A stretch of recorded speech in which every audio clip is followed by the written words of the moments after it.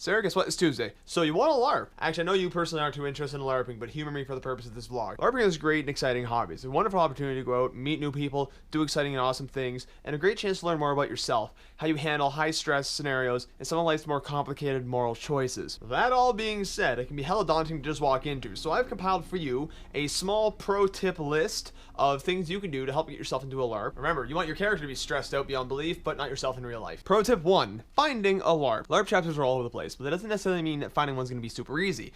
Usually people who get into LARPing get into it through a friend who goes to that current LARP, or they find a flyer at a convention or something like that where they've got a booth set up to advertise their LARP chapter. If you don't have those things at your disposal, you can always try looking online or checking out your local hobby store. They usually have a couple of ideas where you might be able to find one, or know people who would be able to tell you where one is. Once you found a chapter you like, you get into the real work. Pro tip 2, connect. Connect to the chapter online, through phone, through email, snail mail, carrier pigeons, smoke signals, whatever floats your fancy. Point is, make a connection with the player base there so that you can start picking their brains to find out more about what you're going to need to know for the LARP when you get into it. This is a great way for them to answer any and all questions you have, and believe me, you will have questions. Pro tip 3, read the rule book. This is overlooked, and I can understand why. Reading the rule book is, first of all, boring as all sin. Second of all, rule books are either very, very thick, very, very large, or very, very long. These are all the same thing. I should have just chose one of those. If you want to make things a bit easier and a bit faster for yourself, what you're going to need to do is talk to an experienced player and find out what are some of the things you're going to need to know before you get to game.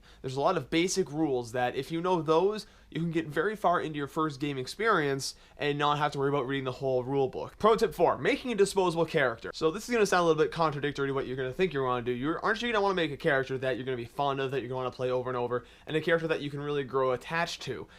For your first time, you're going to not know a lot about the game world. Like, you're going to have an idea of how the game world works based on what your friends have told you or based on what you've read in the rule book. When you actually get to the game, though, you're going to want to explore. You're going to want to try different things out, and you're going to want to have a character that you can just kind of throw into the meat grinder and not really be too worried about losing. Pro tip 5, costuming on the down low. Once you have your disposable character figured out, you're going to want to actually put together a costume for a character like that. You're going to want to make a costume that is both reusable, so that when your character dies horribly, which they often do, you can reuse it for another character. And second of all, one that's not going to cost you a lot of money, because you don't want to invest a lot of money if you're not 100% sure if you're going to continue playing this sort of thing. Get where I'm going with this. And for what it's worth, first time out to a LARP, no one's going to hold it against you for not having a mind-blowingly awesome costume. First thing you'll want to know, and this will go back to an earlier point, you're going to want to find out from the players what the time period and what the genre of the LARP is. If it's medieval, you're going to want to try a costume more like this. If it's more of a pseudo-medieval, more of a fantasy-style LARP, you're going to want basically a shirt that is a bit bigger than you are. Wear your belt